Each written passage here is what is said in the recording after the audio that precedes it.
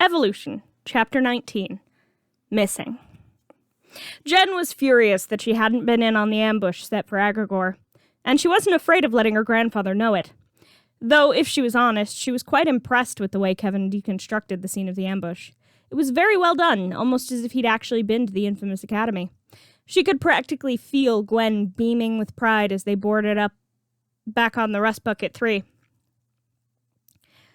Getting blown up as Lodestar was less than pleasant, but turned out not to be too damaging. Given that the alien was comprised of magnets that held together a single cohesive mind, it wasn't too hard to pull herself back together.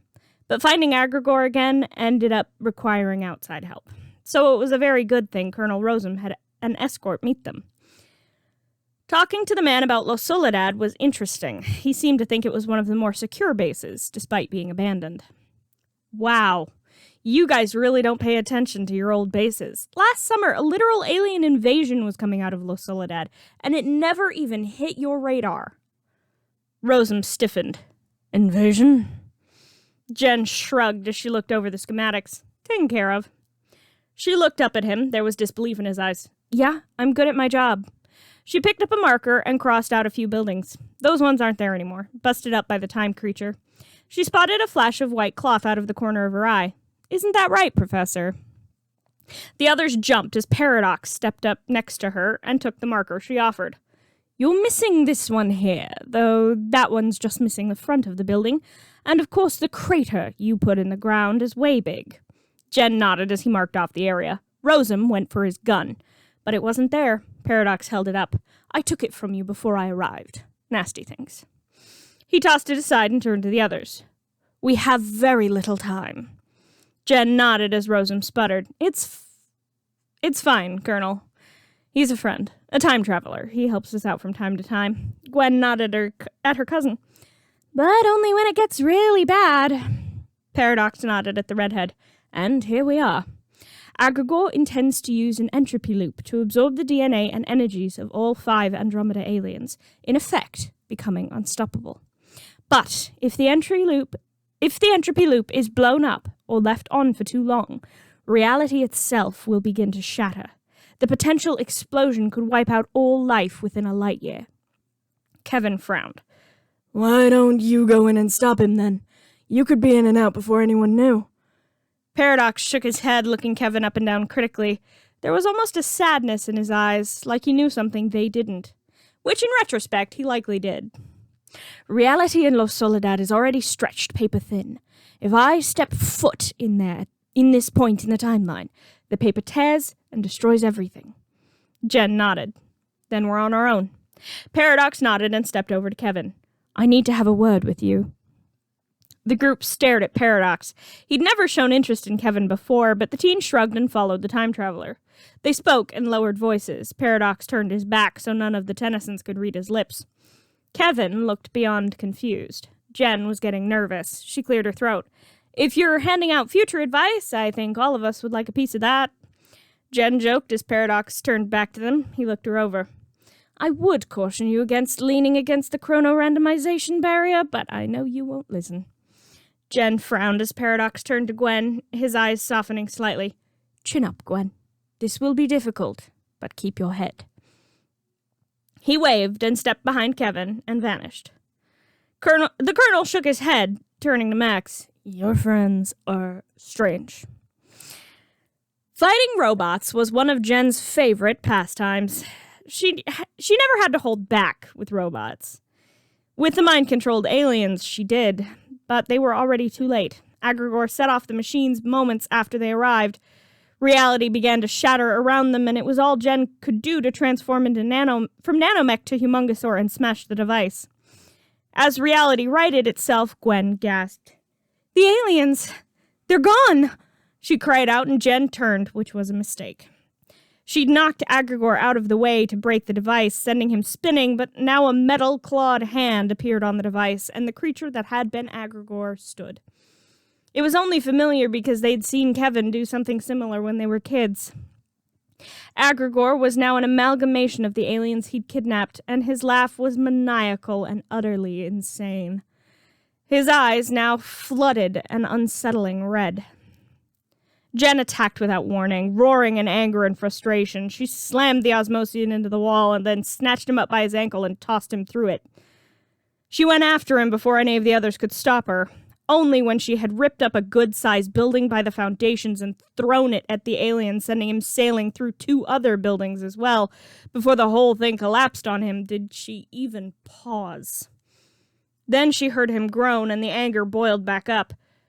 Gwen had to stop her from continuing to beat on the creature Agregor had become.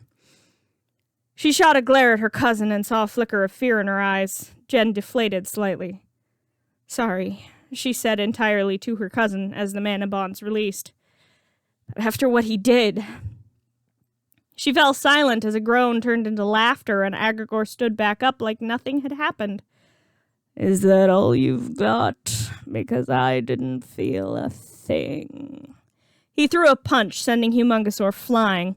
It took Jen a minute to get back up and rush the monster again. He slammed his fist, now identical to Andreas's, into her jaw, and she felt the bone shatter. She wasn't sure what happened next as her world went black. Chapter 20.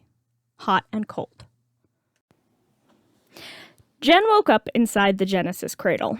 She was sort of hoping this wasn't going to become a habit. But it opened quickly as she opened her eyes. Her jaw was sore, and she rubbed her cheek, standing out of the device. She looked around. Gwen and Kevin were sitting together as Azimuth worked on something on the screen in front of him. Grandpa Max was nowhere to be seen.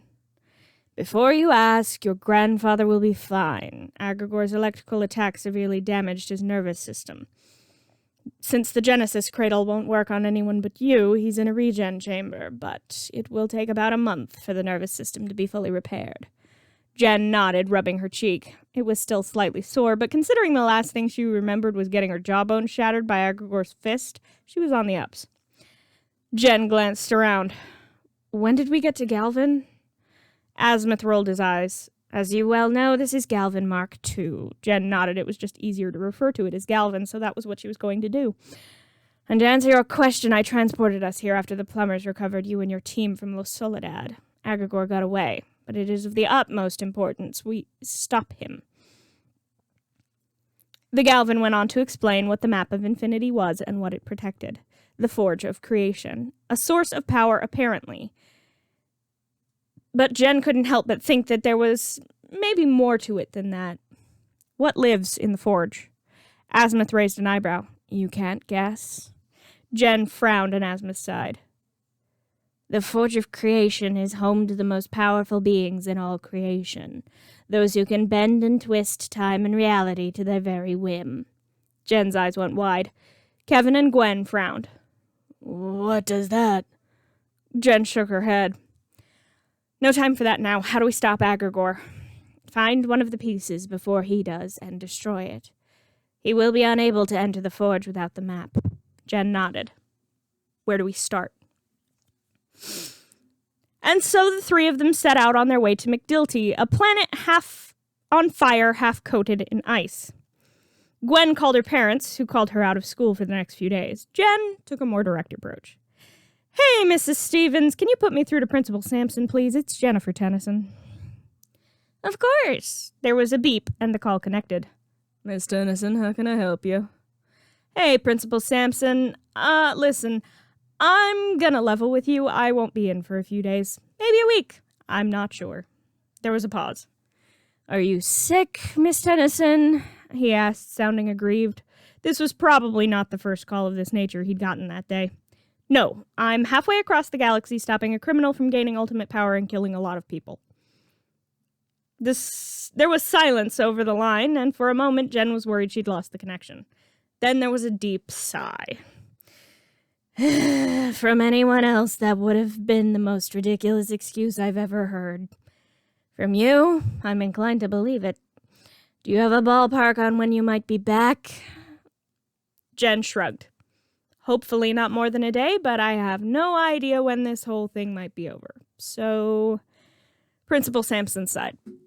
"Very well, Miss Tennyson. As your excuse does pertain to your job outside of school, we'll be willing to make an exception and excuse the absences, provided that you get the work you missed done as soon as you can." Jen nodded. If I don't die, sure. Thanks, Principal Sampson. She ended the call before he could say anything about her dying. She stepped back over to the controls where Kevin sat. He raised an eyebrow at her. Cargo okay? She nodded. We almost there? He pointed out the front window. See for yourself. The planet was one of a kind. Tidally locked, one half faced a nearby sun and was molten slag and fire bubbling brightly. The other was never kissed by the sun's warmth and was frozen solid. These were why Jen loved what she did. Before them, no human would have ever laid eyes on this phenomena. Not even Grandpa Max had been this far out into space. It's beautiful, she said, amazed at what she was looking at. Kevin nodded. Deadly, though. Jen raised an eyebrow. Those two things tend to go together more than they don't. Kevin glanced at Gwen, who'd nodded off at her console. Yeah, they do. Jen rolled her eyes. Come on, lover boy, we need to suit up. Jen shook her cousin awake. We're here. The Necrophrygians guarding the temple were less than welcoming. Jen didn't like having to knock them out, but it had to be done. The temple itself was like something pulled from an Indiana Jones movie, complete with spike traps, poisoned darts, pitfalls, and pressure pads. Not to mention the fact that, in transforming to fight the guards, Jen's suit was fried. Then Gwen fell under the spike's poison, and Agrigor showed up to take the map piece while they couldn't drop the door lest they squash Gwen. It didn't make anything better. But anger gave Jen the strength she needed to heft the door alone while Kevin saved Gwen. Getting out involved a lot of destruction to the walls of the temple to bypass security as cannon bolt, but Jen was running out of time. She made it to the ramp of the ship, Kevin as close behind as he could be with Gwen in his arms. That was when the Omnitrix decided to time out. Breathing on this planet was like trying to swallow a solid glacier. It hurt, but she couldn't get enough air to scream as half of her exposed skin that faced the fire began to burn. She blacked out in seconds. Kevin saved them. Switching Gwen to under one arm and scooping Jen up with the other, he raced up the ramp with both Tennyson girls and straight to the infirmary. Jen was breathing, so her situation could wait for a moment. Gwen was going green around the lips, though, so Kevin pulled out the first aid kit and yanked out a large syringe. Glad his girlfriend was unconscious, he jabbed it directly into her heart and pressed the switch to release the medicine within. In moments, the green retreated, and her breathing eased. He carefully pulled the needle out and checked her vitals. She was stabilizing. He sighed in relief and turned to Jen, who was suffering from a unique case of near frostbite and near third-degree burns. He set up a dermal regenerator to work on her damaged skin and a warm bubble of air to ease her lungs back to normal. It worked wonders, and soon she was sitting up with nothing more than a very odd-looking sunburn. Gwen? He should have known that that would be her first question, but he nodded. We got to her in time, but Agrigor got away. Jen nodded, closed her eyes, and breathed out in frustration. We lost one piece. We still have 3 more chances to stop him. We lost a battle, not the war. Kevin nodded, wishing he could have a bit of her optimism. Though maybe that wasn't what that was. Maybe it was sheer dogged determination. She volunteered to take the helm while he looked after Gwen. She was silent after that, all the way back to Earth.